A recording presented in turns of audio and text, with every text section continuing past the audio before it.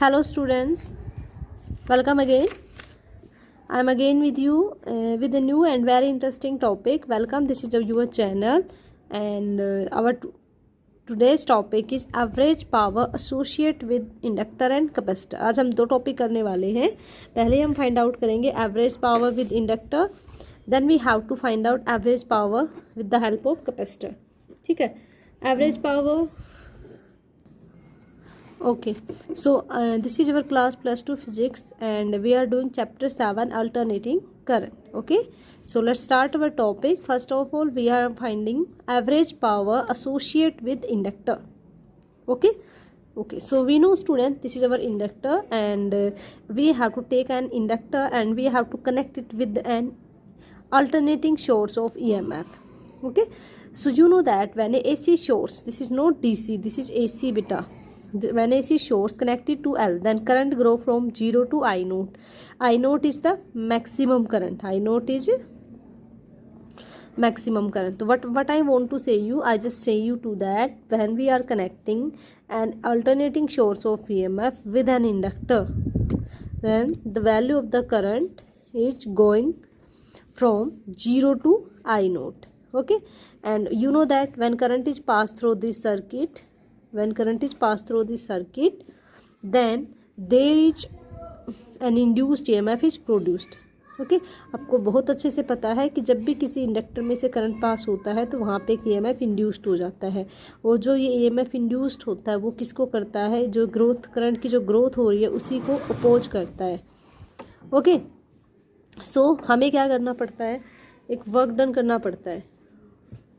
Work done by external source in building up current from 0 to I naught. ठीक है, हमें बाहर से करंट एक्सटर्नल सोर्स के थ्रू क्या करना पड़ेगा, कुछ काम करना पड़ेगा बाहर से. ठीक है, ताकि हम इस करंट को मेंटेन कर पाएँ, क्योंकि जो EMF इंड्यूस्ड हो रहा है वो क्या कोशिश कर रहा है, वो इंड्यूस्ड EMF कोशिश कर रहा है इस करंट को I नोट ना होने दे. लेकिन हमें क्या करना है, इस करंट को मैक्सिमम इसकी रेंज तक पहुंचाना है. ठीक है, तो मैक्सिमम करंट बनाने के लिए हमें क्या करना पड़ता है, खुद से कुछ वर्क डन करना पड़ता है. वो हम ऑलरेडी पता है हमें इस बात का. वो वर्क डन क्या होता है, हाफ LI नोट स्क्वायर. ठीक है, ये कॉन्स्टेंट टर्म है. I note is a maximum current, L क्या है, इंडक्टर. बट आपको पता है जब करंट है 0 टू I नोट हो जाएगा, then it fall from I naught to 0. ये प्रोसेस चलती रहती है. एक बार क्या होता है, फुल चार्ज देन डिस्चार्ज, यानी कि एक बार तो करंट कैसा हो जाएगा 0 टू मैक्सिमम, फिर करंट क्या, एक बार तो करंट क्या होगा 0 टू मैक्सिमम, फिर क्या हो जाएगा वापस मैक्सिमम टू 0. तो ओवरऑल जो रिजल्ट होगा वो क्या हो जाएगा हमारा, यहाँ से आप क्या कह सकते हो कि जो हमारा करंट 0 टू I नोट हुआ और देन I नोट टू 0 हुआ, तो energy come back to external source. ठीक है, energy come back to the external source. तो सारी एनर्जी मतलब हमने पहले उसको दी और फिर वापस एनर्जी हमारे पास आ गई. ओके, तो इस तरीके से देखो ये प्रोसेस होती है. तो अब हम बात करेंगे नेट पावर की. बात करनी है हमें, तो हमें नेट पावर निकालनी है कंप्लीट साइकिल के लिए. ठीक है, ये हमारा यहाँ से लेकर यहाँ तक एक साइकिल कंप्लीट होता है और ये टाइम कितना है 0 से T. तो हमें वो वक्त निकालना पड़ेगा ना कि हमने इस पर कितना काम किया. ठीक है, और ये जो लाइन है ये किसको शो करती है, तो E को या फिर I को. क्लियर, तो वर्क डन का फॉर्मूला क्या हो जाएगा, EI dt. ठीक है, ये हमारा किसका फॉर्मूला हो जाएगा, EI dt. तो हम क्या करेंगे, हमें पता है E की वैल्यू क्या होती है, E note sine omega T inductor में, और आपको पता है इंडक्टर वाले केस में जो I है वो लैग करता है E को. ठीक है, मतलब I पीछे रहता है EMF से π/2 के फेज से. तो हमारा करंट क्या हो जाएगा, I is equal to I nought sine omega t minus π/2. क्या हो जाएगा, I is equal to I nought sine omega t minus π/2. ये इक्वेशंस हम ऑलरेडी निकाल चुके हैं जब हमने इनको सेपरेट स्टडी किया था, जब हमने इनका फेज डिफरेंस स्टडी किया था. ठीक है, तो I क्या हो जाएगा माइनस I नोट, क्योंकि ये ओमेगा टी माइनस π/2 है ना, तो इसको हम लिख सकते हैं minus I nought sine cos omega t. तो ये देखिए हमारी आ गई दोनों की वैल्यू. ये किसकी वैल्यू आई है, आपकी I की. तो ये I की वैल्यू आ गई और ये हमारे पास E की वैल्यू. इन दोनों वैल्यूज़ को हम यहाँ पुट कर देंगे. ठीक है, यहाँ पुट करने के बाद आपका वर्क डन क्या आ जाएगा, आपके पास आपका वर्क डन आपके पास आ जाएगा 0 से T E note sine omega t into I note minus का कोस ओमेगा टी इंटू में dt. ठीक है, तो ये हमारे पास आ जाएगा। अब जो हमारे आई नोट और ई नोट है ये तो कॉन्स्टेंट टर्म, इनको हम बाहर ले लेंगे तो ये क्या हो जाएगा 0 से t minus e note I nought sine omega t into में कोस ओमेगा टी इंटू में ये हो जाएगा डी टी। ये क्या करना है हमें, इसका इंटीग्रेशन करना है। ओके, तो हमें क्या करना है, इसका इंटीग्रेशन करना है। तो हम इसका इंटीग्रेशन करते हैं। तो इंटीग्रेशन करने के लिए हमें क्या करना पड़ेगा बेटा, वैसे आपको ज़्यादा सोल्व करने की ज़रूरत नहीं है, क्योंकि अगर हम ज़्यादा सोल्व करेंगे ना तो आपको इस डायरेक्ट के रिजल्ट्स पता होने चाहिए। अगर हम मैथ्स में इस पार्ट को सोल्व करेंगे तो मैथ्स का जो तरीका ना वही हम यहाँ पे सेम पार्ट फॉलो करते हैं। अब देखो क्या करते हैं, हमारे पास ऐसे तो कोई तरीका है नहीं, तो हम क्या करेंगे, इसको 2 से ही मल्टीप्लाई कर देंगे और 2 से ही क्या कर देंगे डिवाइड। तो देखो यहाँ पे क्या आ गया 2 साइन थीटा कोस थीटा। ठीक है, और मैथ्स में इसका फॉर्मूला क्या होता है, वी नो दैट, क्योंकि आपको पता है 2 साइन थीटा कोस थीटा क्या होता है, ये होता है आपका साइन 2 थीटा। ठीक है, मैथमेटिक्स फॉर्मूला है, आपको वहाँ पे आपको सिर्फ याद रखना है ये यहाँ फिजिक्स के लिए। तो 2 साइन थीटा कोस थीटा क्या होता है साइन 2 थीटा। तो इसकी जगह हम क्या रख सकते हैं साइन 2 थीटा। तो ये क्या हो जाएगा minus e note I nought upon में 2 0 से टी साइन 2 थीटा नहीं sorry omega t into d t.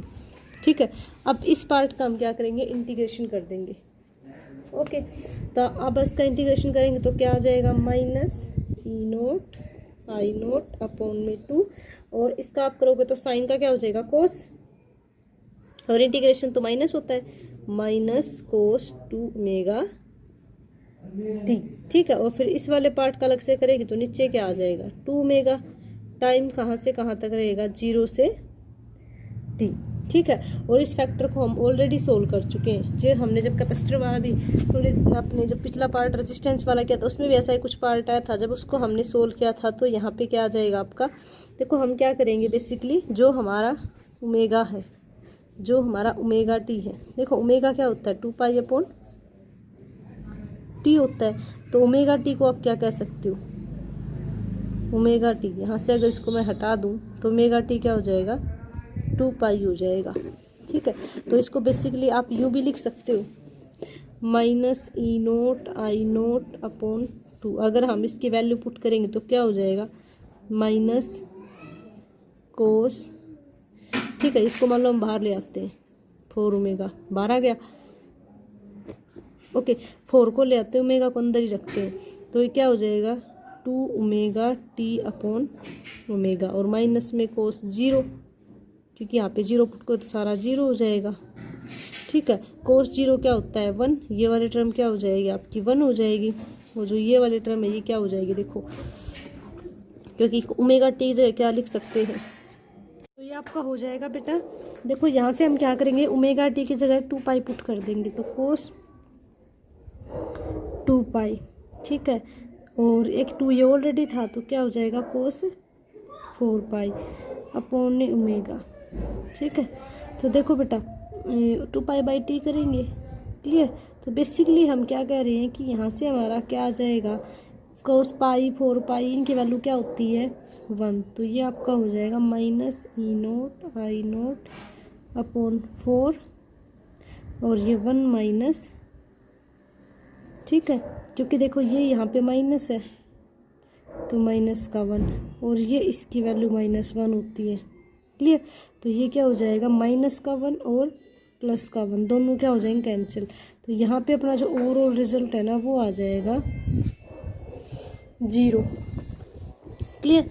तो जो एवरेज पावर है ओवर ए कंप्लीट साइकिल है, कंप्लीट साइकिल पे जो हमारी एवरेज पावर है वो हो जाएगी आपकी 0। तो देखिए हमने इस तरीके से इसको सोल्व किया। ठीक है, अब हम नेक्स्ट टॉपिक करते हैं average power associate with capacitor. अब हम कैपेसिटर वाला केस करेंगे।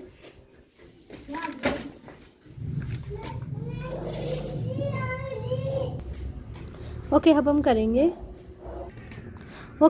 तो हम निकालेंगे कैपेसिटर के रिस्पेक्ट में एवरेज पावर। तो देखो बेटा हम क्या करेंगे कैपेसिटर लेंगे, उसके साथ एक AC सोर्स कनेक्ट कर देंगे।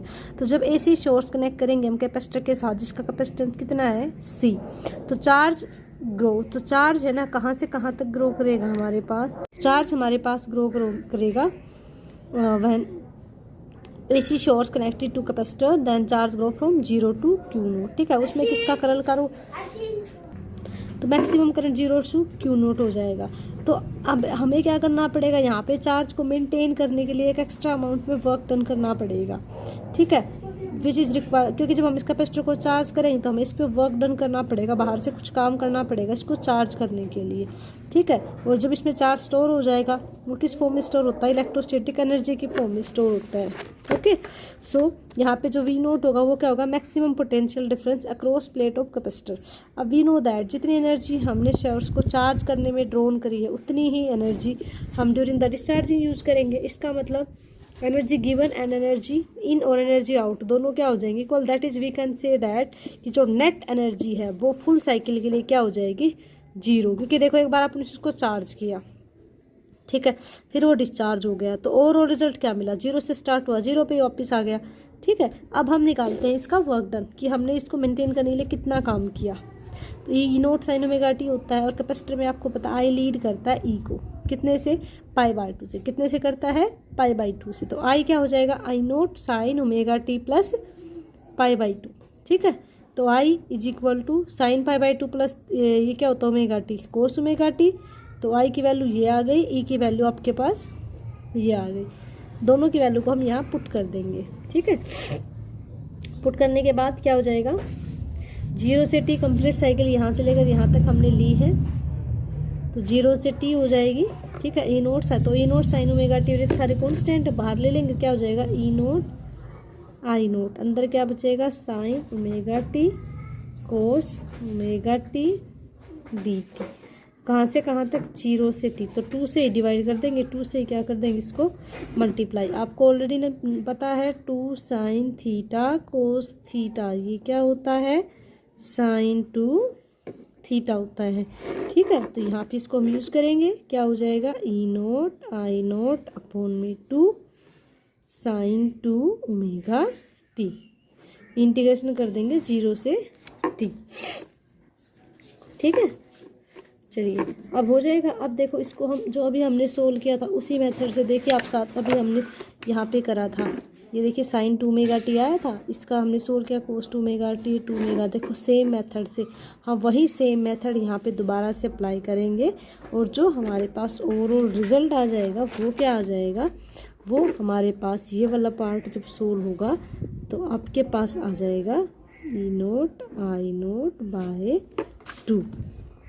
ठीक है, क्या आ जाएगा cos 2 omega t upon 2 omega 0 से T। After solving we are getting the value is 0। कैसे होगा ये मैं आपको ऑलरेडी बता चुकी हूँ। तो वर्क डन हमारा कितना आ गया, 0 आ गया।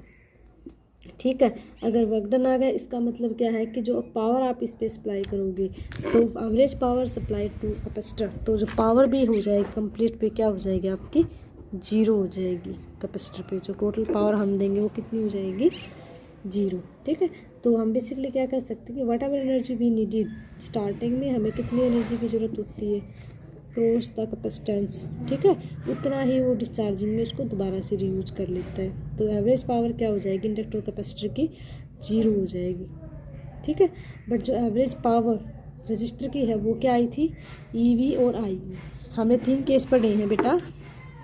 रजिस्टर के केस में क्या हो जाएगी average power EV into IV, और ये रजिस्टर के केस में बेटा रेजिस्टेंस कैपेसिटर में और इंडक्टर में, इन दोनों के केस में एवरेज पावर क्या हो जाएगी, 0। ठीक है, तो आपको ये अच्छे से समझ नहीं बेटा, इन केसेस को ध्यान रखना है। ओके, हाँ जी। तो देखिए अब हम करते हैं एवरेज पावर RLC सर्किट में करते हैं। अब हम क्या करेंगे, एवरेज पावर फाइंड आउट करेंगे, सेम वहीं P एवरेज किस में, इन RLC सर्किट में। ओके, तो हम एवरेज पावर निकाल लेंगे बेटा RLC सर्किट में। तो हमें पता है क्या होता है, E note sine omega T, और आपको पता है जब हमने RLC सर्किट किया था तो जो करंट है, तो करंट क्या हो जाएगा, फाई एंगल से, मतलब फाई चेन से वो पीछे था। ठीक है, तो किसी भी टाइम पे हमें पावर निकालनी, पावर क्या होता है, work done per unit time, वो क्या हो जाएगा E इंटू आई। देखिए इक्वेशन 1 और इक्वेशन 2 को हम इसमें यूज़ करेंगे। तो हो जाएगा e nought sine omega t into में I nought sine omega t minus pi. ठीक है, ये इन दोनों की मल्टीप्लाई कर देंगे। मल्टीप्लाई करने के बाद हम क्या करेंगे बेटा, इस जो भी अपनी कॉन्स्टेंट टर्म्स उनको हम बाहर निकाल लेंगे। ठीक है, अब देखिए ये है ना, पहले हम इस पार्ट को सोल्व करेंगे। ये एक मैथ्स में आपने फॉर्मूला पढ़ा होगा साइन ए माइनस बी। ठीक है, तो इस फॉर्मूले को हम यूज करेंगे तो हम क्या कह सकते हैं, साइन ए कोस बी माइनस कोस ए साइन बी। इस फॉर्मूले को हम यहाँ पे यूज़ करेंगे तो ये आपका आ जाएगा इन आई नोट ई नोट। ठीक है, साइन ओमेगा टी और अंदर क्या बचेगा, देखिए sine omega t cos phi minus cos omega t sine phi. ठीक है, ई नोट आई नोट। अब इसमें हम क्या करेंगे, साइन को बाहर ले लेंगे। ठीक है, साइन को बाहर लेंगे तो साइन स्क्वायर ओमेगा टी हो जाएगा।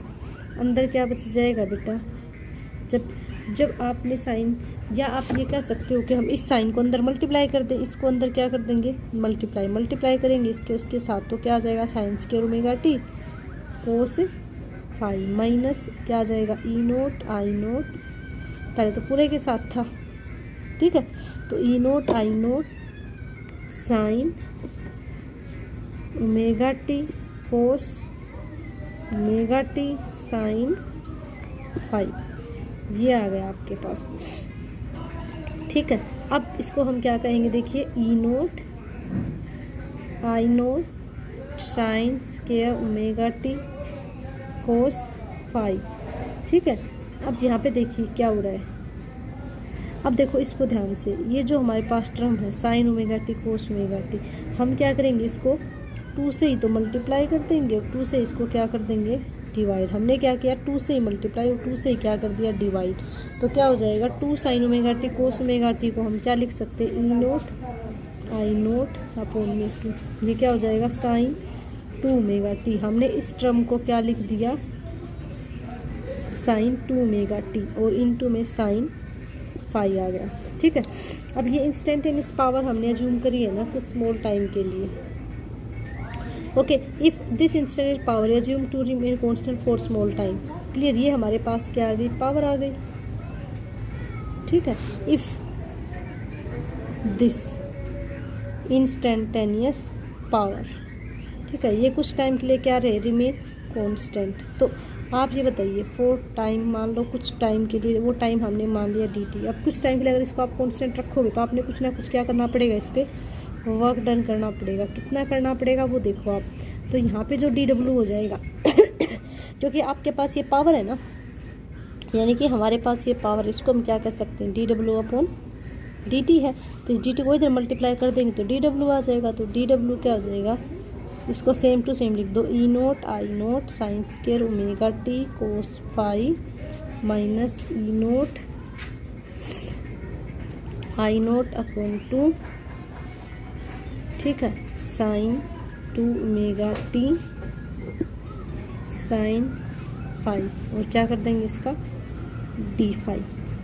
ठीक है, अब वर्क डन, क्योंकि हमें क्या निकालना, फुल साइकिल के लिए निकालना है वर्क डन। किसके लिए निकालना है, ये जो वर्क डन है फुल साइकिल के लिए निकाल देंगे। तो फुल साइकिल के लिए निकालें तो हम क्या कर देंगे, दोनों तरफ इंटीग्रेशन कहाँ से लेकर कहाँ तक, 0 से t। तो ये क्या हो जाएगा वर्क।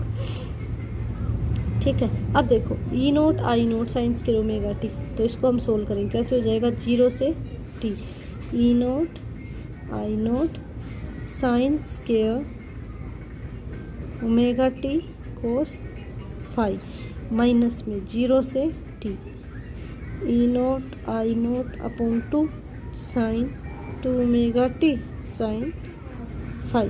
ठीक है, तो ये हमारे पास टर्म आ गए जिनको हमें अलग अलग क्या करना है, सोल्व करना है।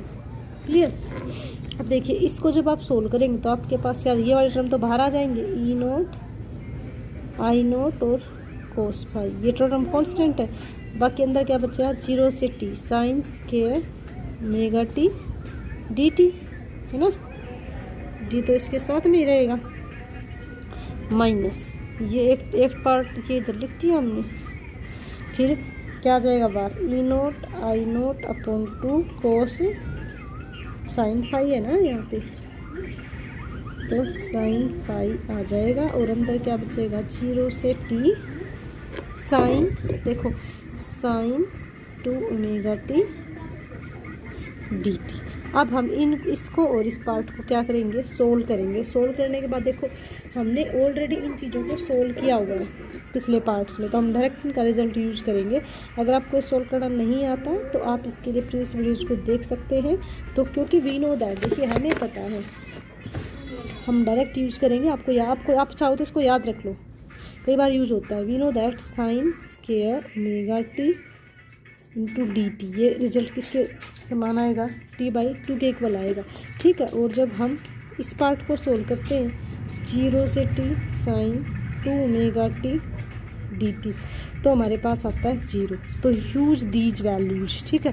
इन वैल्यूज़ को हम क्या करेंगे, यूज करेंगे इन अबव इक्वेशन, ठीक है। जो हमारे पास ये इक्वेशन है ना, इसमें इन दोनों वैल्यूज़ को हम यूज़ करेंगे यहाँ पे और यहाँ पे। तो चलो दोनों को पुट कर देते हैं। हाँ जी, पुट करने के बाद देखिए आपके पास क्या आ जाएगा, जो वर्क डन है वो कितना हो जाएगा, W इज इक्वल टू, देखो ये अपना आ जाएगा ई नोट आई नोट, ठीक है, कोस फाई, और साइंस के ओमेगा टी की क्या वैल्यू थी, इंटू t/2, ठीक है, minus e note I nought upon में 2 साइन फाई, और इसकी वैल्यू क्या आई थी 0, तो ये वाला पार्ट तो क्या हो जाएगा 0 हो जाएगा कंप्लीट। तो आपके पास क्या बचा, W is equal to E note I note cos phi t/2,